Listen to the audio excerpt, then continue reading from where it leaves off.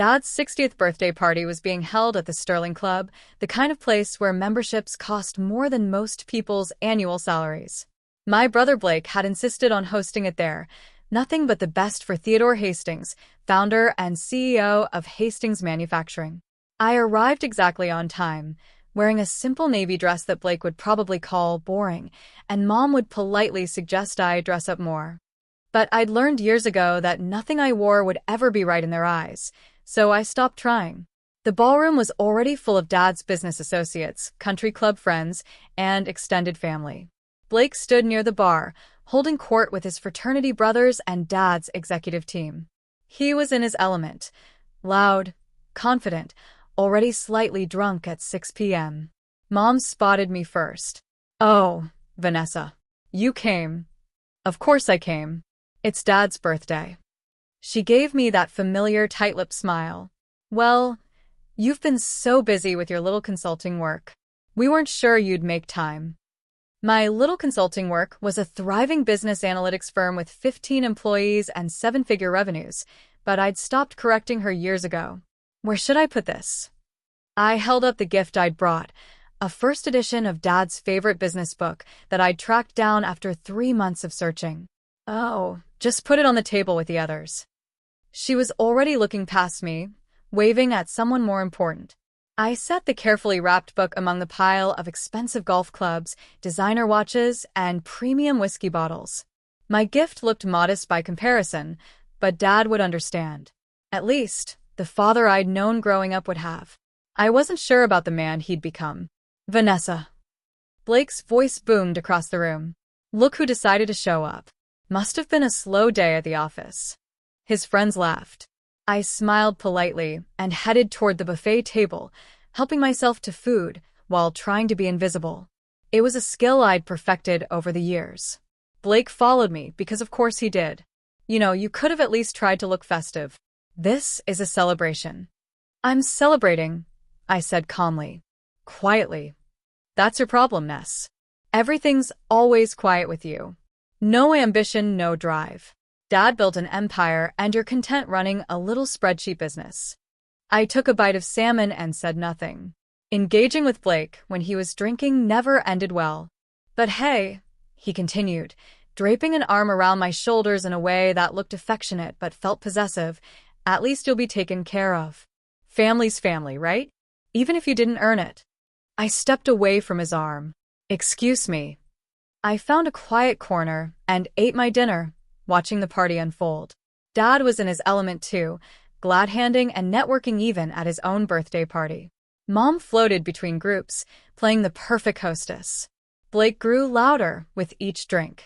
And I stayed in my corner, invisible as always, until Dad stood up to give a speech.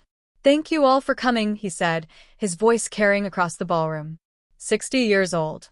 Hard to believe.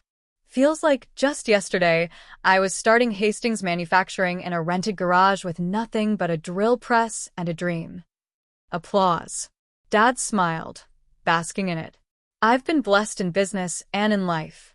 Great friends, wonderful colleagues, and most importantly, family." He gestured toward Mom, who beamed. Then toward Blake, who stood up straighter.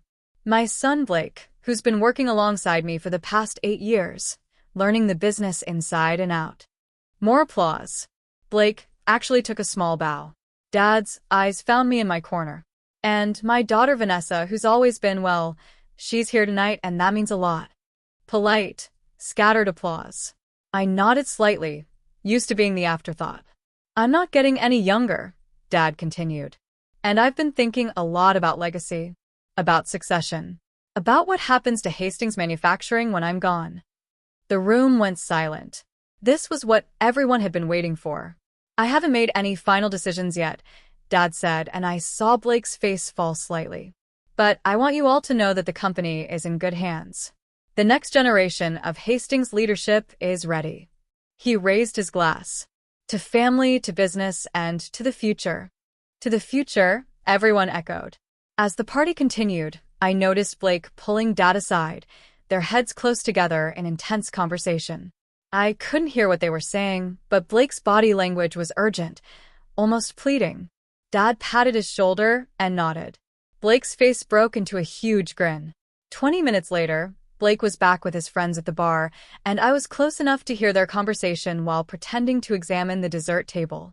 "It's happening," Blake said, his voice carrying that particular tone of drunk confidence. "Dad's signing the business over to me. Finally." "Seriously?" one of his friends asked. "The whole thing?" 85%, Blake said. "Keeping 15 for himself to advise, but I'll be CEO, majority owner, the whole deal.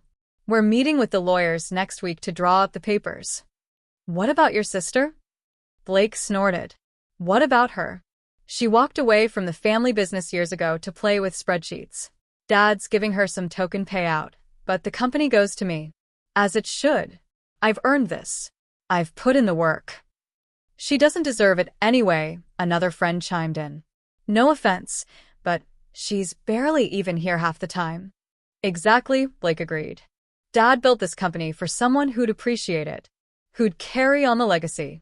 That's me, not her." They all raised their glasses in congratulations. I watched Blake's face, flushed with alcohol and triumph and certainty that he'd finally won. I picked up a small plate of dessert and went back to my corner. About an hour later, there was a small commotion at the entrance. A distinguished-looking man in his 60s had arrived, scanning the crowd. Dad spotted him and frowned. "Robert? I wasn't expecting you tonight." Robert Morrison, Dad's corporate attorney for 20 years, looked uncomfortable. "Theodore, I apologize for the intrusion, but there's an urgent matter we need to discuss. It can't wait until Monday." Urgent? "What kind of urgent?" Robert's eyes found me across the room, then looked back at Dad. "Perhaps somewhere private?" "Anything you need to say can be said here," Blake interjected, walking over. "We're all family and friends." Robert hesitated, then pulled out a folder from his briefcase. "Very well. Theodore, I received a formal notification this afternoon regarding Hastings Manufacturing's corporate structure. Specifically, regarding majority share ownership." "Yes," Dad said impatiently. "What about it?" "According to the documents filed with the State Corporation Commission, you currently own 43% of Hastings Manufacturing." "I know that," Dad said. "I sold some shares years ago for capital, but I'm still the majority shareholder and CEO." "Actually," Robert said carefully, "you're not the majority shareholder." The room had gone completely silent. Everyone was listening now. Blake laughed. "Of course he is. Who else would?" "Your sister," Robert interrupted, looking directly at Blake. "Vanessa holds 81% of voting shares in Hastings Manufacturing. She's held majority control for 7 years." The glass in Blake's hand slipped and shattered on the marble floor. The silence that followed was absolute. "That's impossible," Dad said, his face going pale. "I never sold her."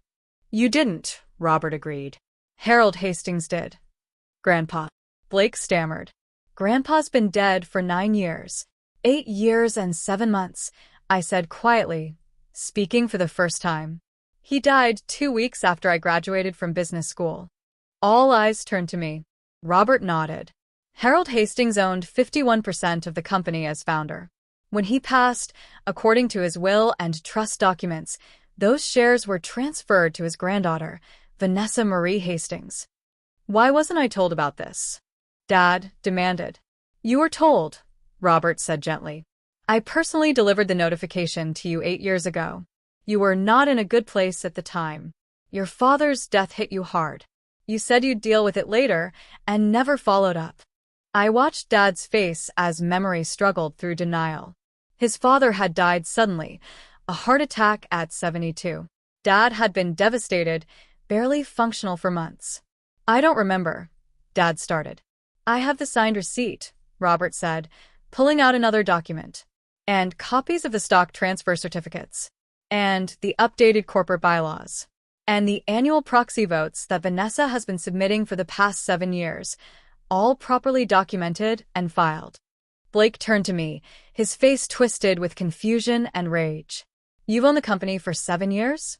And you never said anything?" "You never asked," I replied calmly. "I've been working there." He stopped. realization dawning. Wait, Is this why? Why what? I asked, though I knew exactly where he was going. Why Dad never actually made me a partner? Why the COO position never materialized? Why I'm still listed as Senior Vice President instead of Executive VP like I was promised? Blake, Dad started. Because SHE owns the company, Blake shouted. Because nothing could happen without her approval. This whole time, you've been sabotaging me. I haven't sabotaged anything, I said. I've been protecting the company. Protecting it from what? I set down my dessert plate and walked to the center of the room. from you, Blake. From your terrible decisions. From your drinking. From your tendency to treat Dad's employees like servants and Dad's money like your own personal fund. That's not true. Isn't it? I looked at Dad. Should I detail the financial review I've been conducting for the past 7 years? The one that shows approximately $3.2 million in questionable expenses charged to Blake's corporate account.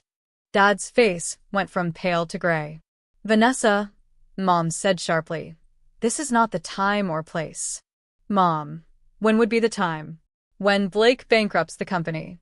When the IRS comes asking questions about those business trips to Vegas that didn't involve any actual business? How do you know about those? Blake demanded. Because I'm the majority shareholder, I said. I have access to everything. Every expense report. Every financial statement. Every decision Dad makes has to be ratified by the board, and I control the board. Robert was nodding. It's true. Ms. Hastings has been exercising her voting rights through proxy for years. She's approved all major financial decisions, vetoed several questionable initiatives, and maintained oversight of company operations. You've been spying on me, Blake accused. I've been doing my fiduciary duty as majority shareholder, I corrected. There's a difference. Dad finally found his voice. Vanessa, why didn't you tell me? Why didn't we discuss this? We did discuss it, Dad. 8 years ago. You told me to handle it because you couldn't deal with Grandpa's death. So I handled it. By secretly controlling my company? It's not your company, I said gently but firmly. It's Grandpa's company. He founded it. He built it. And he left it to me. Why? Blake demanded. Why you and not Dad? Why you and not me? I pulled my own folder from my purse. I'd been carrying it all night, waiting for this moment. Because Grandpa saw clearly. He loved Dad, but he knew Dad's weaknesses. The need to be liked. The inability to say no. The tendency to choose family loyalty over business sense. I opened the folder and pulled out a letter.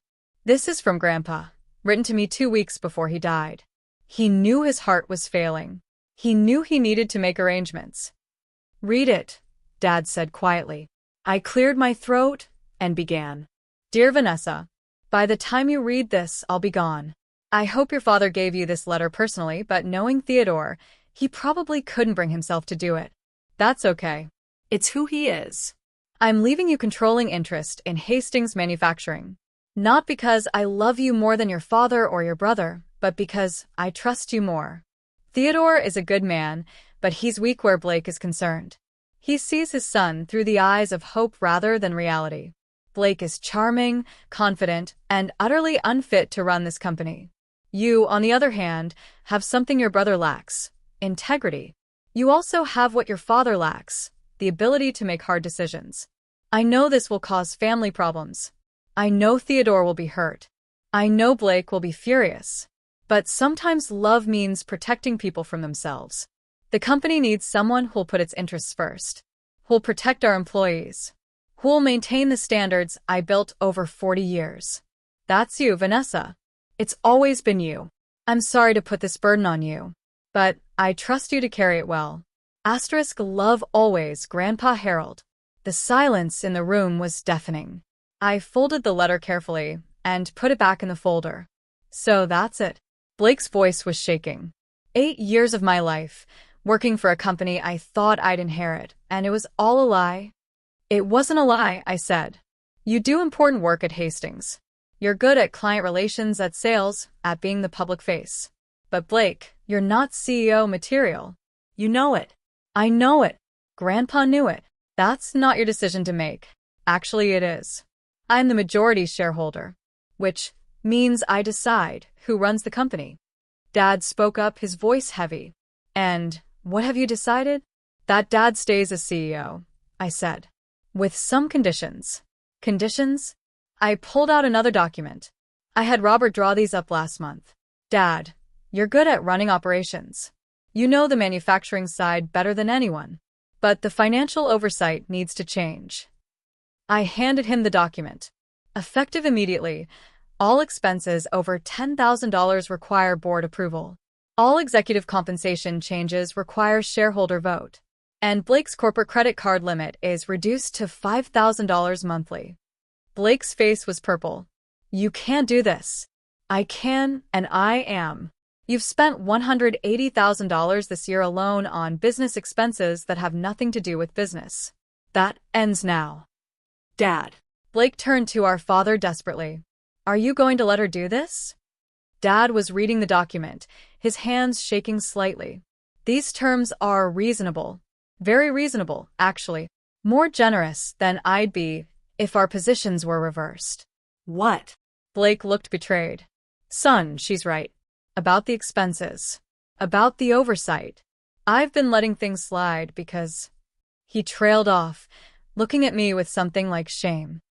Because you're my son, and I wanted to believe the best. So that's it. Blake looked around wildly at the assembled guests, most of whom were staring at their drinks, at the floor, anywhere but at the family drama unfolding. Everyone's just going to let her waltz in here and take over? I'm not taking over, I said patiently. I've been the majority owner for 7 years. I'm just done being invisible while you run the company into the ground. Blake grabbed his jacket. I'm done. I quit. You can run your precious company yourself. Blake, wait. Dad started. But Blake was already storming out, his friends trailing awkwardly behind him. The party, unsurprisingly, ended shortly after that. Dad called an emergency board meeting for Monday morning. I drove down from my home office Sunday night, checking into a hotel near Hastings Manufacturing Headquarters. I hadn't been to the facility in 3 years. I'd done all my shareholder duties remotely, reviewing documents, attending board meetings via video conference, exercising my proxy votes. But I'd never set foot on the property since Grandpa's funeral. Walking through those doors felt surreal. The receptionist didn't recognize me. Can I help you? Vanessa Hastings. I'm here for the board meeting. Her eyes widened. Oh, Ms. Hastings. I'm so sorry, I didn't realize. Please go right up. Conference room, A. I took the elevator to the 3rd floor. The executive suite looked exactly as I remembered. Same dark wood paneling, same corporate photography, same slightly musty smell of old carpet. The conference room was full. Dad sat at the head of the table, looking like he'd aged a decade over the weekend. The 5 board members, all old friends of Grandpa's who'd served for years, sat in awkward silence. Vanessa, Dad said quietly. Thank you for coming. Of course. I took the seat at the opposite end of the table, the seat Grandpa used to occupy. Shall we begin? Asked Martin Chen, the board's senior member. Dad cleared his throat. As you're all aware, some information came to light this weekend regarding the company's ownership structure. Information I should have been clearer about years ago. He looked at me. Vanessa, would you like to address the board? I stood, pulling out my laptop. I've prepared a presentation. If I may. For the next hour, I walked them through everything. The share transfer. 7 years of proxy votes. Financial analyses. Blake's expense reports. Concerning patterns in company spending. Areas of inefficiency. Opportunities for growth. I'd been doing this work for years, but always remotely, always quietly. Now I laid it all out in detail. When I finished, Martin spoke first. This is thorough. Very thorough. I take my responsibilities seriously, I said. Clearly. Theodore, were you aware of all this? Dad shook his head. Not the details. Not the extent. I knew Vanessa voted by proxy, but I didn't realize she was conducting this level of oversight. Because you never asked, I said gently. And I didn't force the issue. But things have changed. Blake's spending is unsustainable. The company needs restructuring. And I can't do this remotely anymore. What are you proposing? Asked Janet Wu, the CFO. That I take a more active role. Not as CEO. Dad's good at that. But as chair of the board. Active oversight. Weekly meetings. Direct involvement in major decisions. I looked at Dad. I'm not trying to push you out, but I can't be a passive shareholder anymore. Dad nodded slowly. I understand. And you're right. About all of it. I've been negligent. In many ways. The board voted unanimously to approve my proposal. I was officially chair of the board of Hastings Manufacturing. After the meeting, Dad asked me to stay. I owe you an apology, he said once we were alone. Many apologies, actually. Dad. Let me finish. I've been a terrible father to you, Vanessa. Not intentionally, but that doesn't make it better. I always favored Blake. Always saw him as my successor. Always dismissed your accomplishments because they weren't what I wanted you to accomplish. He sat down heavily. Your grandfather saw what I couldn't. Or wouldn't. That Blake is charming but irresponsible. That you have the integrity and intelligence this company needs. That I was too weak to admit it. You're not weak, Dad. I am. Especially where Blake is concerned. I wanted so badly for him to be ready. To be worthy. I overlooked everything that proved otherwise. What are you going to do about Blake? I asked. Dad sighed. I don't know. He's not speaking to me. Your mother is furious with both of us. The family's fractured. The family's been fractured for years, I said quietly. We're just finally being honest about it. Blake showed up at my hotel that night, drunk and angry. You destroyed everything, he slurred when I opened the door. 8 years of my life. My future. My relationship with Dad. All of it. Blake, you're drunk. Go home. Home. He laughed bitterly. To what? To Mom crying? To Dad not looking at me? To knowing that my little sister has been pulling the strings this whole time? I wasn't pulling strings. I was protecting the company. From me. You were protecting it from me. He pushed into the room, and I let him, because fighting a drunk Blake never worked. You think you're so much better than me. So much smarter. So much more worthy. I don't think that. Yes, you do, he shouted. You and Grandpa both. You both decided I wasn't good enough. Wasn't smart enough. Wasn't worthy of the family business. Blake, sit down. Please. He collapsed into a chair, his anger dissolving into something that looked like grief. I tried so hard. For 8 years, I worked my ass off. And it didn't matter. Because you owned it all along. You didn't work that hard, I said gently but honestly. You came in late, left early, took long lunches, charged personal expenses to the company. I have the records, Blake. All of them. Because it didn't matter. He looked up at me with red eyes. Why work hard when the outcome was predetermined? When my baby sister already owned everything? You didn't know I owned it. You worked that way because that's who you are. The truth of that hung in the air between us. What happens now? He asked finally. That depends on you. On me. I sat down across from him. You're still senior VP. You still have a job. You're still good at client relations. If you can get your spending under control, if you can show up consistently, if you can actually do the work you're being paid for, then you keep that position. Under your supervision. Under appropriate oversight, yes. That's how businesses work, Blake. Especially when you've proven you can't be trusted with unlimited funds. He was quiet for a long moment. And if I can't do that? If I can't work for my little sister? Then you resign, and we part ways professionally. You'd still be family, but you wouldn't be at Hastings. Some choice. It's more of a choice than you've given Dad for 8 years, I pointed out. You've been running up expenses, making promises to clients without board approval, treating the company like your personal playground.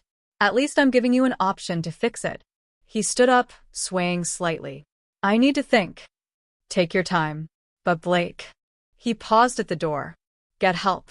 For the drinking. Please. He left without responding. Blake did get help. Not immediately. It took another month of spiraling before he finally checked himself into a treatment program. 60 days inpatient, followed by intensive outpatient therapy. When he came back to work, he was different. Quieter. More focused. Actually present in meetings instead of just physically there. I'd restructured his role while he was gone. Smaller client portfolio. Direct supervision from Janet. Strict expense limits. He accepted it without argument. "I'm not happy about this," he told me in our first one-on-one meeting after his return. "But I'm trying to understand it. That's all I ask." I talked a lot about family in therapy, about being the golden child, about how that messed me up in ways I didn't realize. And I'm starting to see how I treated you. How we all treated you. Like, you didn't matter because you weren't who we wanted you to be. Blake. No, let me say this. I'm sorry. For all of it. For the dismissal, the mockery, the assumptions. For taking credit for work you were doing behind the scenes. For never once asking if you wanted to be involved. It was the first real apology I'd ever gotten from him. "Thank you," I said. "That means a lot." "I don't know if we can have a real relationship," he continued. "Brother-sister, not just boss-employee. But I'd like to try. If you're willing." "I'm willing," I said. "But Blake, it has to be real. Not just you wanting back into my good graces for business reasons." "I know. I'm in therapy twice a week. Working on it. All of it. We weren't close. Probably never would be. But it was something.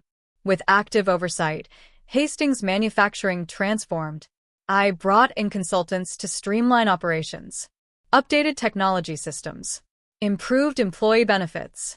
Cut wasteful spending while investing in growth areas. In 6 months, profits were up 18%. Employee satisfaction scores rose. We landed 3 major contracts that had been stalled for years. Dad and I developed a working rhythm. He handled day-to-day operations. I handled strategic planning and financial oversight. We met twice weekly to coordinate. "Your grandfather would be proud," he told me one day. "Of the company?" Of you. "Of how you've handled all this." "I'm proud too, even though I haven't shown it well." "You're showing it now. That matters." Mom was slower to come around. She still blamed me for ruining Blake's life and embarrassing the family. But eventually, even she had to admit the company was thriving. "I still don't understand why your grandfather did this," she said over lunch one day. "Why he cut out his own son. He didn't cut out Dad. Dad still has shares, still has salary, still runs the company. But you have control. Because Grandpa trusted me to use it well. And I have." She sighed. "I suppose you have.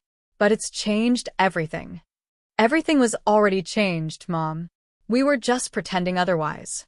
I stood in the conference room where, a year ago, Robert Morrison had shattered Blake's glass and my family's illusions. The board was assembled for our annual shareholder meeting. But this year, there was a new face, a young woman in her 20s, looking nervous. "Everyone," I said, "I'd like to introduce Taylor Morrison. She's joining our board as an advisor." Taylor just completed her MBA and has some innovative ideas about sustainable manufacturing. Taylor was Robert's granddaughter, brilliant and passionate about environmental business practices. She reminded me of myself at that age, full of ideas, desperate to prove herself, underestimated by everyone around her. I'd mentored her for 6 months. Now I was bringing her into the family business. "Vanessa," Dad said after the meeting, "was that necessary? She's very young." "So, was I when Grandpa left me 81% of the company," I pointed out. "Age isn't the issue. Vision is." He nodded slowly. "You're building your own legacy." "I'm building Grandpa's legacy. The one he entrusted to me." That evening, I visited Grandpa's grave. I'd been coming monthly since that birthday party, updating him on the company, on the family, on everything he'd set in motion. "It's been a year, Grandpa," I said, arranging fresh flowers. "A year since everything came out. Since Blake learned the truth. Since Dad realized what you'd done." The cemetery was quiet, just birds and wind. The company's doing well. Really well. Blake's in recovery. Dad and I have a better relationship than we've had in years. Mom's mom. But she's trying. I sat on the bench near his headstone. I understand now why you did it. Why you gave me this burden. It wasn't just about protecting the company. It was about protecting me, giving me proof that I mattered, that I was worthy, that your faith in me was real and documented and legally binding. Tears came, but they were gentle, healing tears. You saw me when no one else did. You believed in me when my own parents couldn't. You gave me not just a company but validation. Purpose. The knowledge that I wasn't crazy for feeling dismissed and undervalued. I was being dismissed and undervalued. I wiped my eyes and smiled. Thank you, Grandpa. For the company, yes. But more importantly, for seeing me, really seeing me, and for trusting me with your life's work. The wind picked up, rustling through the trees. It felt like an answer. I stayed until sunset, then drove back to the office. There was work to do. There was always work to do. But now it was work I chose. Work I controlled. Work that validated everything I'd always known I was capable of. Grandpa had given me that gift, and I would honor it every single day.